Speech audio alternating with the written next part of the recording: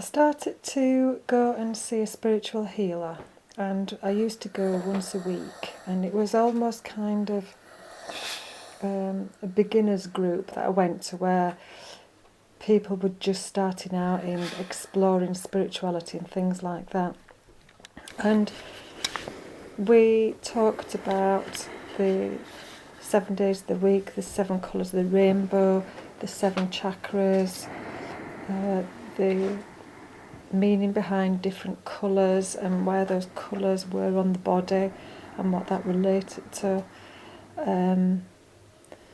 We then at some point started to talk about guardian angels and how everybody had got a guardian angel, whether they believed it or not.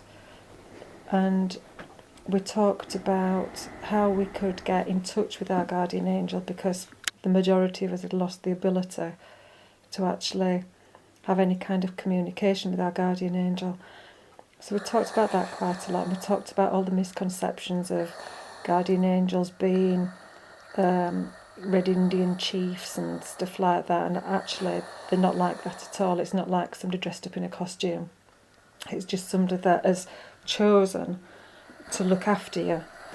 And just like when people die, and they can choose, then that soul or that spirit can choose to either come back as another person, or they can also choose to look after a human as well. So that's the same with guardian angels. So we started to get in touch with our guardian angels, and we did something called closing down and wrapping up, because your guardian angel is stood right behind you, very, very close. But when you're kind of distant from them and you're not having any communication with them, there's just a little bit of gap between you and them. But as you become more in tune with them, they actually come a little bit closer.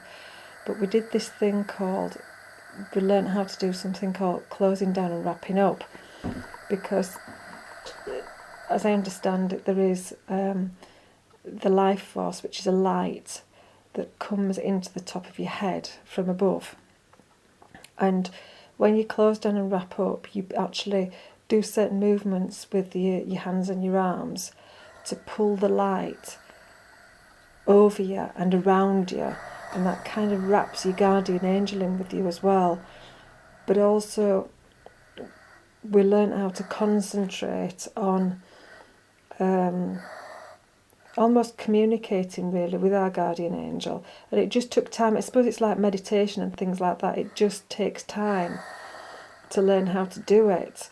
And at the time that I was doing all of that, I did feel that I was actually communicating with my guardian angel. I mean, I've not done it for absolutely years, and I've lost touch again. But I still firmly believe that we've all got one, and you've just got to learn or relearn how to be in touch with them. The idea of whether a guardian angel is a man or a woman, whether they're of a particular character type, I don't think that's the case. I think they're almost non-sexual, really, that they're neither male nor female. But yet, although I do think that, there was almost kind of a feeling with mine that it was slightly male, but yet not fully male. But I do know at the time that I did communicate a lot with mine, once I'd learnt how to do it, and once I trusted what I was feeling, because you think that you're going mad and you think that you're just talking to nobody, but you're actually talking to your guardian angel.